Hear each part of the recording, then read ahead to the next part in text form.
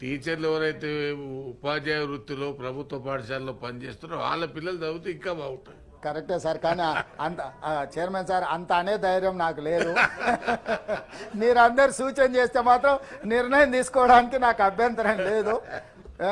కావాలంటే రాజకీయ ప్రత్యర్థులతో ప్రజాప్రతినిధులతో మేము కొట్లాడగలం, కానీ టీచర్లతో కొట్లాడే శక్తి ఇంకా రాలేదు. కాబట్టి ఇవన్నీ కూడా అంటే చర్చ అనేది ఓపెన్ అవ్వాలనేది నా పాయింట్.